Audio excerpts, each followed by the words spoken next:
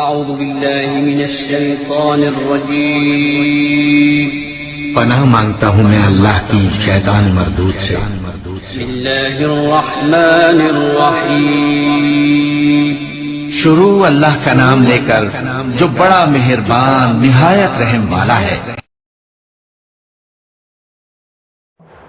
ناظرین، ویڈیو دیکھنے سے پہلے اگر ابھی تک آپ نے ہمارے یوٹیوب چینل کو سبسکرائب نہیں کیا تو ابھی سبسکرائب کریں اور بیل آئیکن کو دبانا مت بھولیے گا۔ اس طرح ہماری ویڈیوز اور نوٹیفیکیشن آپ تک بلا رکاوٹ پہنچتی رہیں گی۔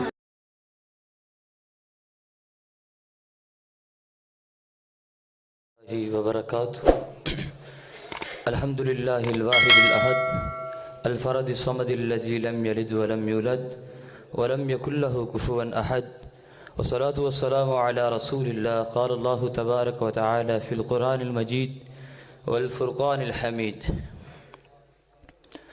صبغة الله ومن أحسن من الله صبغة ونحن له عابدون۔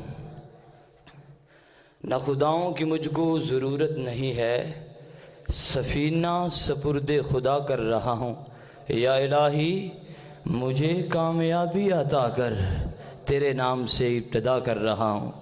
حضرات محتشم صدر وقار، میں آپ احباب کے سامنے چند ایک معروضات گوش گزار کرنا چاہتا ہوں کہ توحید کی وجہ سے عزت اور شرک ہمیشہ ضلالت کا سبب بنتا ہے۔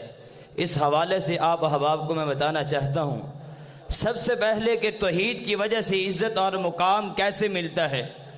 جس ہستیوں نے توحید کو اپنایا، رب تعالیٰ نے ان کا نام دنیا ہستی پہ چمکا دیا اور قیامت کی دیواروں تک ان کا نام بھی گونجتا رہے گا۔ آپ احباب دلیل پوچھیں گے، میں آپ احباب کو یہ بتانا چاہتا ہوں توحید کی وجہ سے عزت کیسے ملتی ہے۔ اللہ تعالیٰ نے قرآن پاک کے اندر فرمایا، اللہ فرماتے ہیں فَإِنْ آمَنُوا بِمِثْلِ مَا آمَنْتُمْ بِهِ فَقَدِ اهْتَدَوْا۔ صحابہ کرام کی زندگی آپ احباب کے سامنے آئیڈیل اور نمونے کے طور پہ پیش کی جاتی ہے۔ حضرت صدیق اکبر رضی اللہ تعالیٰ عنہ نے جب توحید کو اپنایا، صداقت کے امام ٹھہرائے۔ حضرت خطاب کے بیٹے عمر نے جب توحید کو اپنایا، عدل کے امام بن کے آئے۔ کہیں قرآن کہتا ہے اولئک حزب اللہ، جب توحید کو اپنایا اولئک ہم الراشدون۔ قرآن کہتا ہے اولئک ہم المفلحون، قرآن کہتا ہے اولئک ہم الفائزون، قرآن کہتا ہے اولئک حزب اللہ، قرآن کہتا ہے رضی اللہ عنہم ورضوا عنہ۔ یہ سارے ثمرات کیوں ملے، یہ ساری باتیں کیوں ملی؟ توحید کی خاطر مرنے میں بقا کا راز مضمر ہے۔ ابے جسے مرنا نہیں آتا اسے جینا نہیں آتا، جسے مرنا نہیں آتا اسے جینا نہیں آتا۔ آپ احباب کے سامنے پھر میں یہ بات کہتا ہوں، توحید کی وجہ سے عزت ہے، شرک ہمیشہ ضلالت کا سبب بنتا ہے۔ نمرود اگرچہ جتنا بھی بڑا تھا، بڑا گھمنڈ تھا اپنی دولت پر، جب توحید کو نہ اپنایا ضلالت مقدر بن گئی۔ میں دوسرا پہلو پھر بیان کرنا چاہتا ہوں، حضرت ابراہیم علیہ السلام نے، قرآن کہتا ہے حضرت ابراہیم نے جب توحید کو اپنایا آگ کے اندر بھی چلے گئے، پھر بھی رب تعالیٰ نے جد الانبیاء بنا ڈالا اور فرعون کو دنیا رہتی تک لعنتی بنا ڈالا۔ ابے توحید کی خاطر جینا سیکھو۔ توحید ہے تو سب کچھ ہے، توحید نہیں ہے تو ضلالت ہے، توحید ہے تو دل میں ایمان ہے، توحید نہیں ہے تیری پیشانی جردر پہ جھکنے والی بن جائے گی۔ توحید کی وجہ سے عزتیں ملتی ہے۔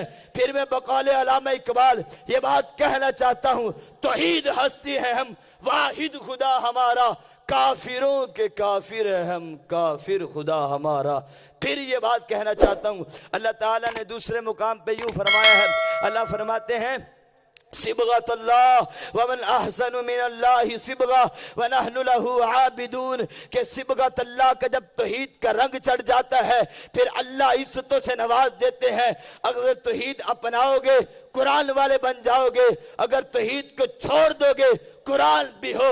اللہ اپنے قرآن پاک کے اندر ہی اس کی نفی کرتے ہیں، فرمایا ان اللہ لا یغفر ان یشرک بہ ویغفر ما دون ذلک لمن یشاء ومن یشرک باللہ فقد ضل ضلالا بعیدا۔ اقول قولی ھذا وآخر دعوانا الحمد للہ رب